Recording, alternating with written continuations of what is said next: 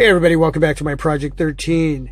It has now been well over a week since bringing in the LG V30. It has been my go-to primary device, my daily driver. Out of pocket in my hand, first and foremost, it's been a phone. That means I've been making phone calls and receiving phone calls, sending out text messages and getting text messages. Everything working great. Thumbs up to that. If my smartphone, whatever smartphone it is that I'm using or reviewing, isn't working as a phone, then it's not worth having, because then I wouldn't be able to enjoy all the other perks that come with these devices. 4G LTE connectivity with T-Mobile, where I live locally, is working great, and I hope that you get great connectivity as well. Now, there are some areas that I want to go over that I'm really digging about the V30, and a couple areas not so much. But before we get into that, I wanted to go over some specs.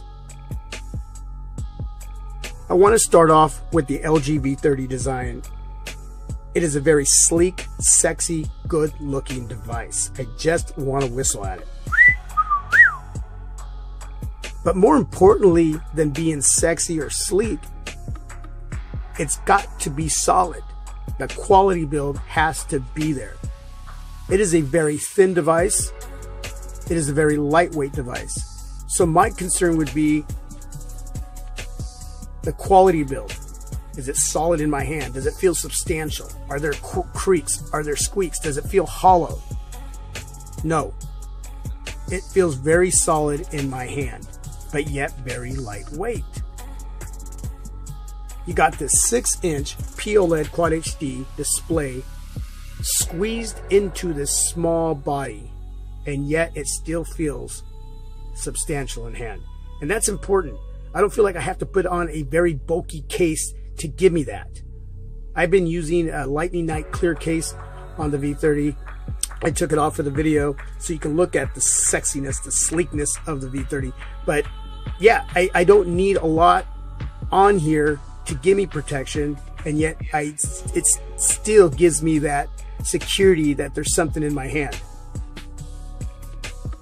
And the display, gorgeous, beautiful, vivid, sharp, colorful. My media intake in watching movies, videos, all working for me with this display. I did check the display for any kind of screen bleed, light leak, or any of that horizontal banding that was going on. You know, those horizontal lines that a lot of people were reporting that were on their V30, their displays, uneven coloring.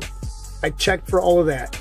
My V30 is working just great when it comes to the display at this point in time. If anything happens, I'll let you know. But I have no complaints whatsoever with my visual media intake with this display, or any concerns with any of those issues going on here. So totally digging that. Now at the chin of the device, on the display, you have your on-screen buttons. You can eliminate those from being there in the settings. And what you would do to bring those back is just swipe up from the bottom of the display, just like you would on your Samsung Galaxy S8, S8 Plus, and your Samsung Galaxy Note 8, right over here. At the bottom of the device, you have one single firing speaker, USB Type-C charging port, and a dedicated mic. You can see that. On the left-hand side, you have your volume rockers. On the right-hand side, you have your SIM tray that houses your SD card for expandable memory and your SIM card as well. Up top, you have your headphone jack, and you also have another mic right here. You do not have an IR blaster like the LG V20. I know some of you were disappointed in that, but hey, there's always going to be some give and takes with the next generation of devices that come out. Okay. With the LG V30, you do not have a removable battery like the V20. It is housed right inside, and if you want to get that out, I probably wouldn't perform that task unless you're very good at it. I would take it in and get it when that time comes. You have your dual cameras up top. You have your 16 megapixel f1.6 aperture standard lens. Then you have your 13 megapixel f1.9 aperture wide angle lens. LG kills it when it comes to wide angle, period. Other companies, you need to follow what LG is doing here with their wide angle lens. You got your dual flash, phase auto detection, laser autofocus, optical image stabilization, and more. You got your fingerprint reader right here where I like it, V30. At the bottom of the device, you have your LG branding. We're going to turn off the device with my fingerprint reader there, and we're going to turn it back on. 1, 2, 3, and boom. Well, I turned it off at the same time because it doubles up as a power button. I got to touch it lightly. 1, 2, 3, and boom, there we go. So everything working great there. At the top of the display, you have your earpiece. Again, that does not double up as a speaker. And to the far left, you have your 5 megapixel shooter. There we go. Again, look at that beautiful 6-inch Quad HD display, POLED. Just beautiful. Now we're going to look at what's underneath the hood. The engine that is running this device, the Qualcomm Snapdragon 835. You got 4 gigs of RAM, 64 gigs of internal storage. It is expandable up to 256 gigs of extra memory. You got a 3,300 milliamp battery, and this is where I want to stop and talk about the battery just briefly. I've been getting 5 to 5.5 to 6, a little over 6. I got a couple screenshots I'm going to show you here. This device gives me great battery life, and I'm going to repeat what I do with my smartphones during the reviewing process. Okay, I've said this in many videos, but I'm going to throw it out there in case you're brand new to the team or you're just coming on by and you're checking out my Project 13. I've always said that if I have to plug in at least once a day to finish out my day, then I'm okay with that, as long as I'm getting what I need from my devices. If there's a high percentage that's being met with my devices, then plugging in once a day, if the battery's a little weak, isn't going to be a big deal for me. But if I'm struggling in a lot of areas with a smartphone, and that's one of those areas, then it's not worth keeping. This device has so much positive going on that if I had to plug it in at the end of the day to get through, I don't care. But that's not what's going on. 5, 5.5, 6, and here's what I do. I not only web browse, listen to music, watch movies, YouTube videos. I do a lot of homework on my devices. My device is my laptop. It is my tablet. It is my PC. I edit all the content that I create and upload through my devices. I don't use anything else. I have apps that I've downloaded from the Play Store that I use to edit my content. And when it's done and finished, I upload right through my devices. The LG V30 gets no pass when it comes to how hard I push it and use it during the reviewing process. So for me to get 5, 5.5, 6, or a little over 6, I'm doing great with the V30. And so should you, depending on what you do, because we're all different. So again, depending on what you do, I'm not a gamer. If you're a gamer, that could totally change the whole game. Connectivity could change the game. How many areas as far as functionality you have turned on your device could change the game.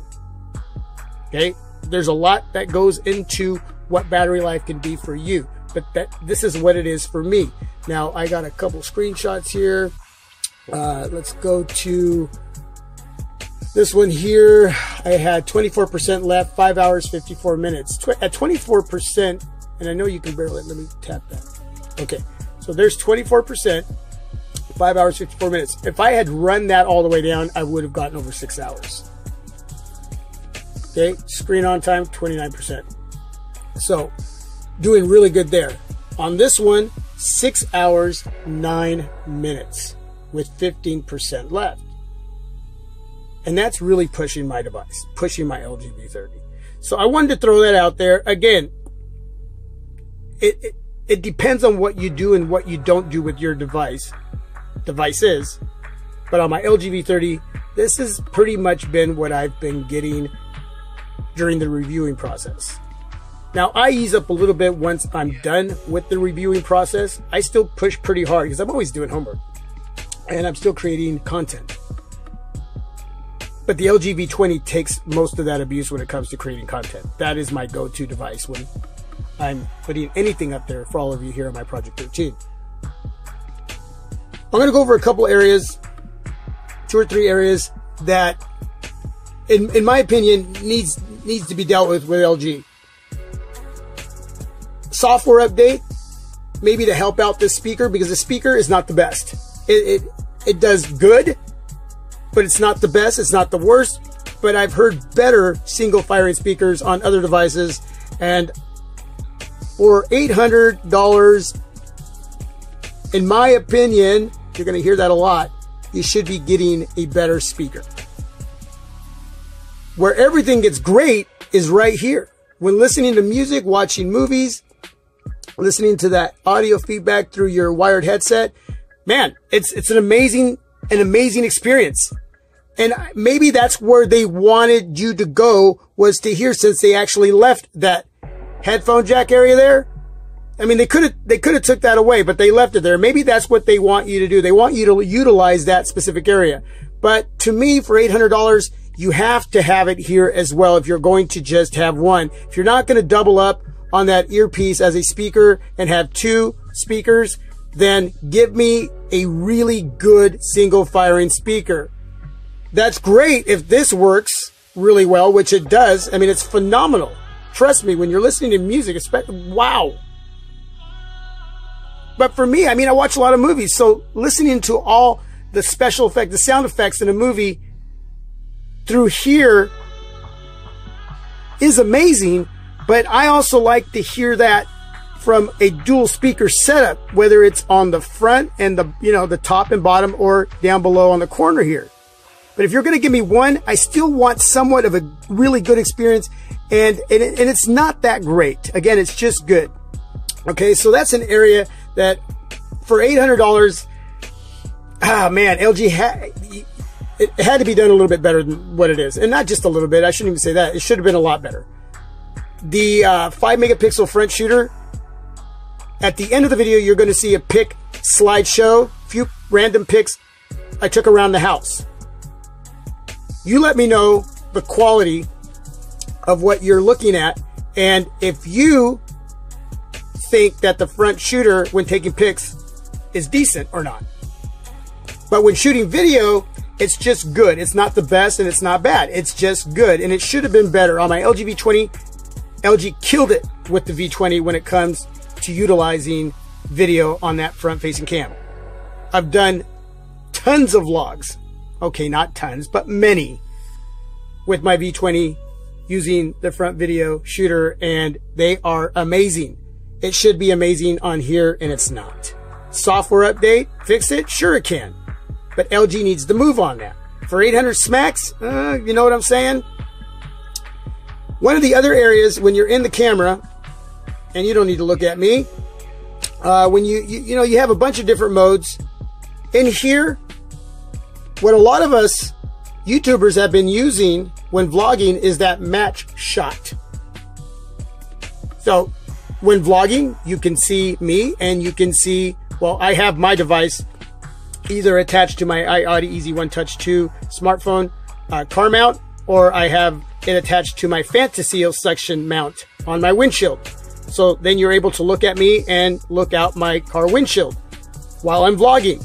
And that's really cool, but it doesn't have that multi-view window feature like the V20.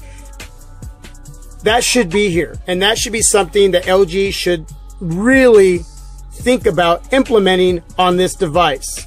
It didn't bother me as much on the G6, but we're talking about a $650 device, which I still think it should be there, and it still should be implemented there. That now you can pick it up for 500 smacks, right? Well, this device should have that feature, and it doesn't. So LG, if you're listening listening to me, please consider that in a software update as well. You know, it gives you a lot of other modes that I really don't utilize as much. Slow-mo, time-lapse, panoramic. You know, there's some areas here that I use. You got the color filters that are pretty cool. Let's go back to modes. And then there's that cine video, the cine effects. That's pretty cool. I used that the other morning while I was vlogging. And you want to do is tap on that little icon there, and it'll take you over to choosing the different cine effects that you want to use in your videos. I think I used Summer Blockbuster in one of my vlogs early in the morning. It looked really, really cool. So there's a few that you can choose here, and you can you have your settings here for vignette and strength to change up how strong you want that effect to be, which is really cool. Also, if you go to modes, you can go to your manual settings, where you can be creative in how you're going to utilize all the settings to create a better picture quality or a better video quality. This one, as far as the audio, you do have a wind noise filter, and you can, you know, just move those around to make sure you're getting the best audio while recording video. But the V20 has a directional audio setting that works so much better than what you're getting here. Don't get me wrong, the V30 is giving you a lot to play with here to enhance the picture quality or the video quality, but they're not giving you what they had on the V20. And I don't know why they didn't take some of those areas and just have them on here for $800. It should be there. That directional audio works phenomenal. You can control from side to side, from rear to front, how that audio is going to be received and how I want it to be delivered to you. So there's just some areas that I feel could have been better or could have been implemented for an $800 device when it's, and we're talking about me and what I want, okay? Maybe these aren't areas that you care too much about. But when I work hard for my money and I'm spending that much money, I am going to want certain areas to be there, especially if they've already been there. The LG V20 has these areas that I'm talking about. It's got a killer front-facing cam when shooting video. It's got a really good speaker, better than what's on here for a single firing speaker. And it's got that extra functionality in the camera settings that I like to utilize when creating content, and it's not here. And it was still cheaper when it came out as a brand new device at T-Mobile. It was under 800 smacks, and it's considerably gone down in price. I picked mine up for $360. The G6 has a lot of those capabilities that I'm talking about, whether it's in the camera area or a better sounding speaker or a front-facing camera. Look, you're going to have to decide if picking up the LG V30 is worth your 800 smacks. If you ask me, $700 would have been a great price point to start out with. So I would say wait. At some point, the V30 will drop in price. And hopefully it's by 100 smacks. Then I would say jump on it. It is a beautiful device. It is a performer. It's got a great display. It's got wireless charging, quick charge 3.0. It is IP68 certified, water and dust resistant. It's got the latest and greatest engine underneath the hood, the Qualcomm Snapdragon 835. The quality build is just phenomenal. The rear cameras, when taking pics, shooting video, flawless, just flawless. There's a lot to love about this device, but there's too much missing for it to warrant that price point of $800. It has everything in the settings that you want to utilize this device to make it work for you, whether it's shortcut keys, whether it's smart cleaning, smart settings. I like smart settings. I'm able to set this up if I leave my home and I get to a certain distance away from my house. The device will shut off Wi-Fi, and when I'm coming home and I get within that certain area and it detects my Wi-Fi, it'll turn it on, so I don't have to use my data. I can go right into Wi-Fi. That helps me out a lot. It has this feature here in smart settings where you can plug in your earphones and it'll go directly to an app. Usually I have it set up to YouTube, so once I plug in, it goes right to YouTube. So totally digging that. It's got theming. The floating bar is kind of gimmicky to me. I liked it better when well, it's on my V20 at the top of the display, so you have that first little display and then the other display as well. But to me, having it floating around your display, it's gimmicky. I don't use it. I do like the theming. I like the home screen. I like being able to set it up and whether I want an app drawer or not. So I'm sure a lot of you know a lot of the setup here as far as your settings, but a lot to dig when it comes to the V30. but not for 800 smacks. And I think that's where I want to leave it. That's where I want to leave it. Any questions? Leave some feedback down below in the comment section. Anything else you might want to know about the V30, please ask. Anything else you want to ask about not pertaining to the video, please ask.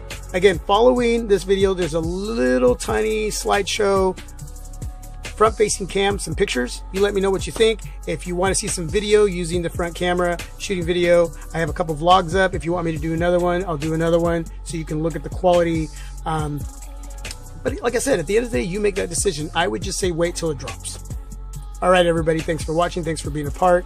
As always, you are my Project 13. Without you, it doesn't happen. If you haven't subscribed to the channel, please do. Become a part of the team. Peace. I'm out.